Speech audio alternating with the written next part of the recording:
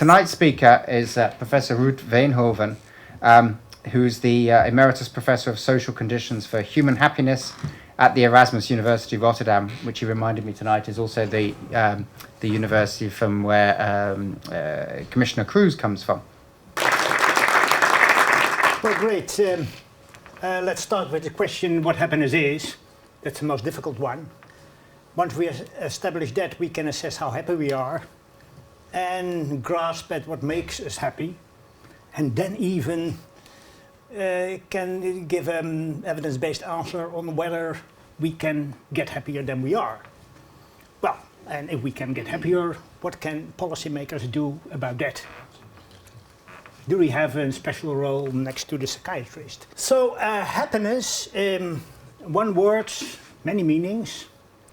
And if we use happiness in this context, it's typically related to quality of life, which is another word with also many meanings. And when we speak about quality of life, we can think of chances for a good life and the outcomes of life. You can be born in a nice, loving family, good chances, end up with a drugs problem, bad outcomes.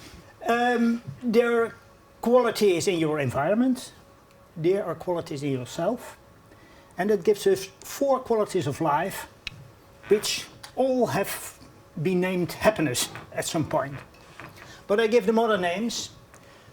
Chances in the environment, that's the livability of the environment. Chances in yourself, that's your lifeability. So the best possible livability is in heaven. But some people are so neurotic, so low ability, that even in heaven they would be displeased and quarrel with the angels. When turning to the outcomes of life, you can say, well, what is a good life? Well, if you judge that on the contribution of your life to the environment, that is the utility of your life, which is not the same as your satisfaction with life.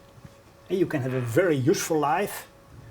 For instance, Florence Nightingale had a very useful life, but we know from her biography that she was not very satisfied. Actually, she was a bit depressed. Well, policymakers typically focus on this. This is their business. And so people who want to improve society define quality of life this way. People who want to improve your abilities, your teacher, your psychologist, they define quality of life and happiness in this way. And, well, if you ask your priest, Father, what is a good life? Then the priest will probably say, well, what you do in God's garden. And if you have a real priest, they say, well, and it's even better if you don't have satisfaction. And here you see a problem. All these meanings are backed by institutional interests, and this is not. But you see, I underlined it. If I speak about happiness, I speak about happiness in the sense of life of satisfaction, which begs another question, because there are different kinds of satisfaction. There's partial satisfaction, satisfaction with life as a whole, and passing and enduring, which give these 4, which also have been named happiness. And there is the partial passing pleasure, the glass of wine, the sensoric pleasure, this lecture, I hope, an intellectual pleasure, but it's passing. There's also partial domain satisfaction, satisfaction with your job, satisfaction with your country, which is not the same as life satisfaction. And some people are very satisfied with their job, work all weekends, then discover someday that the spouse has gone, and they're still very satisfied with their job, but not with their life. Here we have another thing called happiness. When poets talk about happiness, they typically talk about that one sublime moment where they had an oceanic feeling, and that is a passing experience of life as a whole, also called happiness, but not the same as life satisfaction. And actually, there's a negative relationship. People who experience these tops or open for these tops are typically not the ones who enjoy life as a whole. You see, I underlined it. If I speak about happiness, I speak about happiness in the sense of life satisfaction, enduring satisfaction with life as a whole. It appears also from research that happiness is beneficial. Happy people are more active, they are more sociable, they are even better citizens in the political sense. They pay their taxes more, they read the newspapers more, they vote more, they don't drive too fast. And what is behind, and the most interesting thing is that they live longer. And they really live longer. The effect of being happy or not on how long you live is comparable to smoking or not. Why is that? Well, basically it is because if you feel happy, that is because your needs are gratified, and that means that as an organism, biologically, you're thriving. And well, thriving organisms tend to be healthier and tend to be more active. And then in the case of the health effects, which is mostly in that there's a lower chance that you fall ill, if you're chronically unhappy, that triggers the fight-flight system. And well, if that takes years, then you're more susceptible for a flu. And that's why unhappy people die earlier. And so in that respect, I would say that happiness fits most of the things we want anyway. We want good health, we want participation. It's not an alien political goal. Well, that kind of happiness is something we have in mind. And that's something you can simply ask. And you can do it with simple questions such as this one. Taking all together, how satisfied or dissatisfied are you with your life as a whole these days? Always have a time reference. And well, if you're very dissatisfied, you say 1. If you're very satisfied, you say 10. It's a very simple question. And the beautiful thing is that it's so simple that everybody understands. In surveys, there's less than 1% who says don't know. So most people answer this question and they answer it instantly, and which means that it's actually something that is on their mind. And if you use this question in a general population survey, you see, for instance, in Switzerland, this 25% 10, 9, 8. Well, most people in Switzerland are very satisfied with their life. Not everybody is. There are also 4 and even people who score 1, but it's a minority. And when my colleagues, sociologists, who earn their living in social problems, when they see this, they are displeased, and they don't believe. They say, well, this is social durability. The Marxists say it's false consciousness. But then I show another picture. The same question, the same time, another country. Here we have Zimbabwe. 30% scoring 1. Most people below 5. And yes, there are a few very happy persons. Possibly you can imagine someone. And here we are talking about the people who are still in Zimbabwe. Because a quarter has already left the country because it's so miserable. And so you see there is quite a difference. And well, using these distributions, you can compute an average from 0 to 1. And we have that here on these magnificent Google Maps. Even more beautiful than I have it here. So you always wanted to know how happy people were in Kazakhstan. Well, 6.1. In Africa, so the lighter the color, the less happy. So here is Zimbabwe. And here is Iceland, data from before the crisis. But surprise, surprise, the data after the crisis are hardly different. They dropped from 8.2 to 8. This corroborates another finding that in rich countries we can live with economic recessions. And we can live with the illnesses of capitalism. Okay, once you know to what extent people differ, you can try to get a look at the determinants. In thinking about the determinants, this scheme, which I showed you, this conceptual scheme, makes sense because you can say, well, how happy people are will depend on the livability of their environment and also on their life ability. And in doing so, you think actually the way biologists think about survival. Because biologists, if they want to know whether a species survives, they say, well, there must be a suitable biotope, but the animal should also fit. And they use the term fitness rather than life ability. And in using the term fitness, they say, well, you can be very able, but it should be functional in the biotope. If a frog can play the violin, which is a remarkable achievement, but it's hardly any use.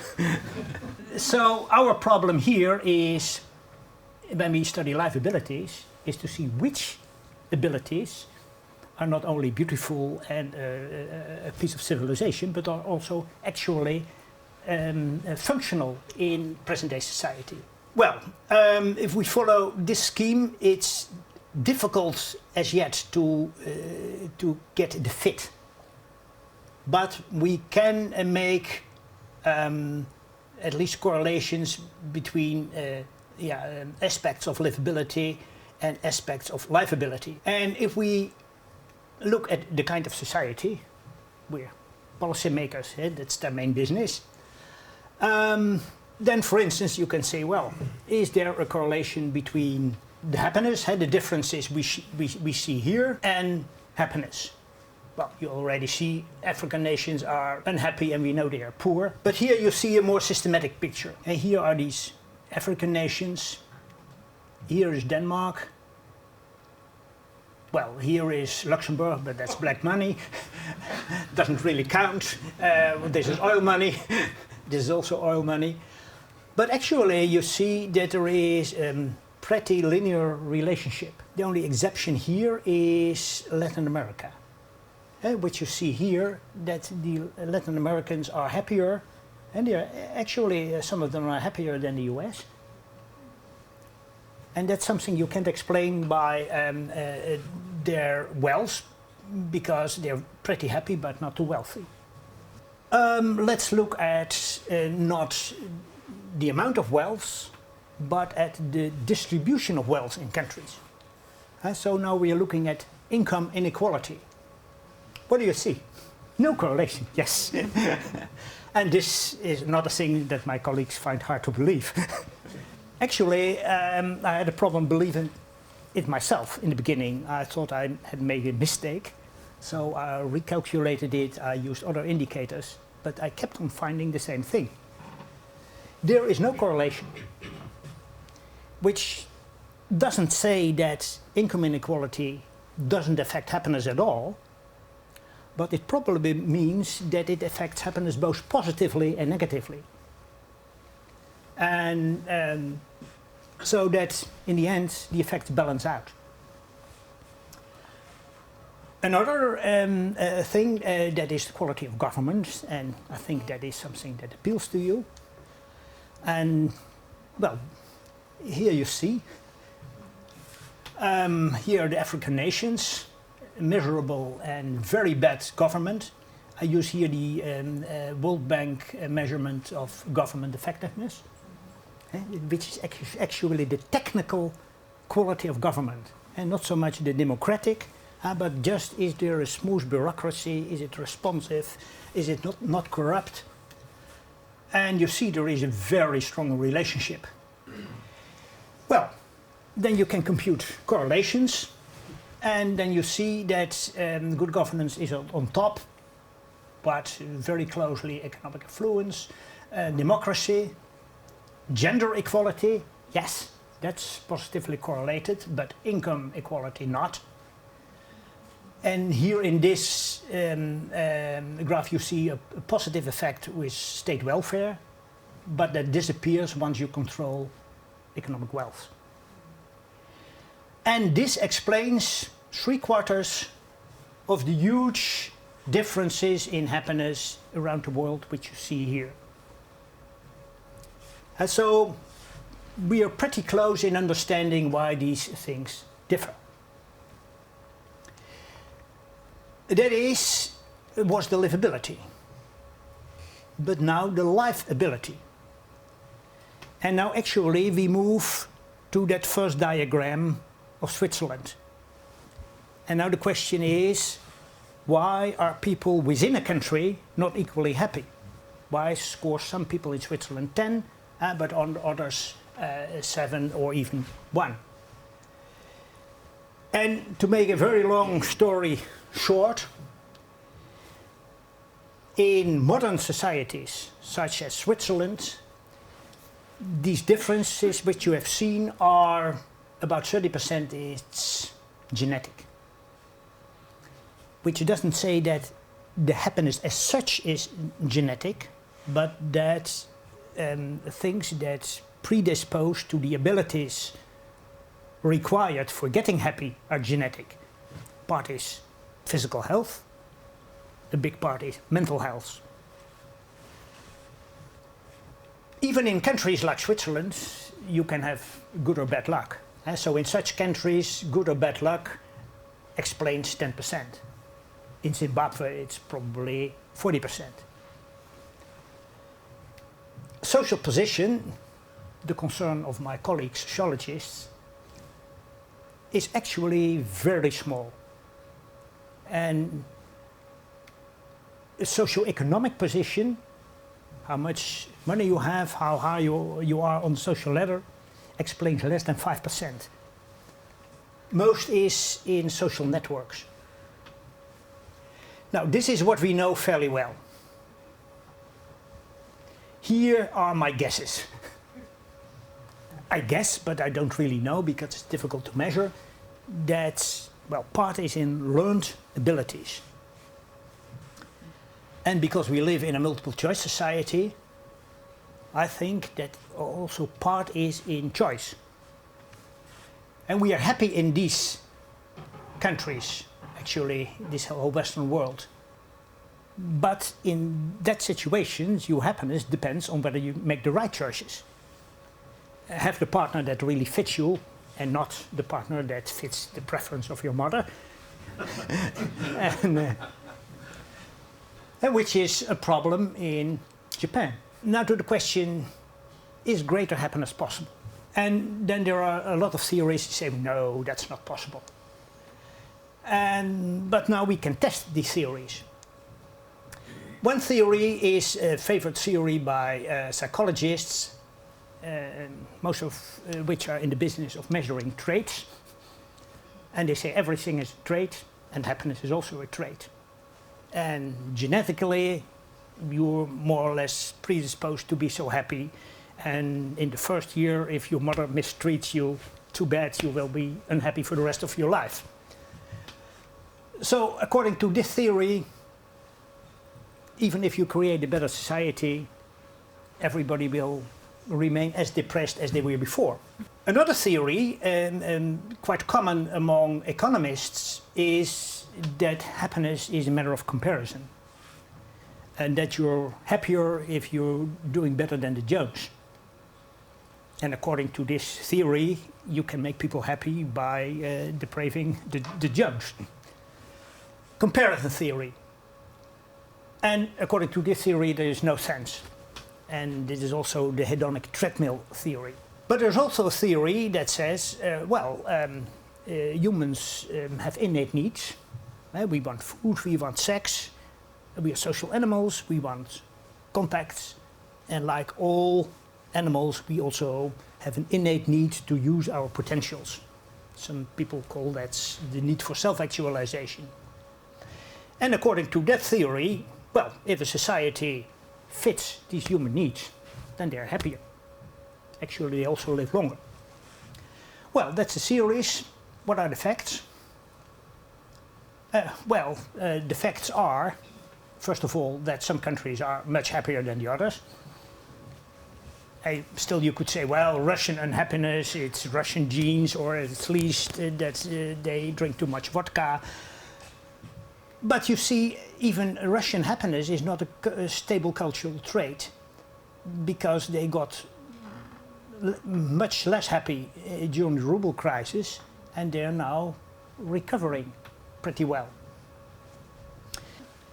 And actually, if we look in Europe, other countries, then, and we compare the first Eurobarometer with the one in 2006, then we see that the Italians gained about 1 full point. Okay, they started pretty low, but still there's no immutable trait. And even the Danes, who are the champion, the happiest country in the world, but they still, in the last 30 years, gained half a point. And Belgium is a strange thing. I think someone has messed up the data. Yeah. Well, actually, Flemish Flanders is happier than Walloon, and that is typical in the whole European pattern. From north to south, happiness sinks. Sun rises, happiness sinks. Okay, so it's possible to get happier than we are. And what can policymakers do? Well, they can improve the livability of the environment, which is their prime job, but they could also improve the livability of individuals, at least indirectly. If we do it this way, then you can focus on society as a whole, but you can also focus on institutions in societies. Let's first look at society as a whole. And, well, what we have seen, that you should invest in good governance, democracy and gender equality, because that are the strong predictors, and not in income equality. Too bad for the socialists. And even the welfare state doesn't really add. Which is not to say that income inequality is not unfair. And so for other reasons you can say, well, I want to reduce income inequality, and because it doesn't hurt happiness, I can do my ideal. But if you focus on happiness in the first place, you should seek it here. And I guess nobody is against good governance. But what you can also do is focus on more livable institutions. And I'll take the example of care homes. Because what is the product of a care home? Well, that is a few happy life years. If you look for a good care home for your dementing mother, what do you see? Well, you see a nice building, you are received, you have nice prints and advertisements, but you don't really know how long and happy the people live there. The quality assessment of this kind of institutions is very much dictated by professional interest. So how well the staff is paid, how many hands there are on the bed, whether the right procedures are followed, but not how the patients feel. And because there's no measurement of that, there's no competition. And the competition is rather on the marketing rather than on the product. Well, and I think that is something that politicians can change. And that they can create more visibility in the market. And that's not only the case with care homes, but that's also the case with schools. If you look for a good school for your children, you also would like to know whether they have a good time there and whether they learn also the abilities that will give them a happier life later. So I think if politicians press for happiness monitoring, this would enable citizens to make more informed choices. I would say if you strengthen the livability of individuals, invest in preventive mental health care. I've just done a study and looked at the size of the mental health budget in the health budget, and I found a sizable correlation. So this really works. Another option is invest in professional life coaching. And lastly, and this is a project where I am involved, is support life choices. We do a large-scale follow-up study, which now covers 30,000 people on the internet. We follow how happy they are, and we follow what happens when they make choices. For instance, having a child, or taking early retirement, or moving to Brussels. And what we want to see in the long run, and it will take about 10 years, is what kind of people get happier from having a child and what kind not. We know that most people get less happy when they get children. You lose about half a point. But that's the average. You would like to know how it works out for people like you. What is your risk? Likewise, some people who take early retirement get depressed, other people who flourish. For the case of greater happiness, you should invest in schooling because there is no correlation with level of education. Actually, university educated people tend to be slightly less happy, and also not a correlation at all with IQ. Conclusion: greater happiness is possible, and it can be achieved at 3 levels. The macro level of society, for instance, better government, the meso level of organizations, and the micro level of individuals. And in each case, effect research is required. And that's it. Well, most of this wisdom comes from the World Database of Happiness, where I gather all scientific research on happiness and present the findings in an easy overviewable way. The map you saw was a part of this World Database of Happiness.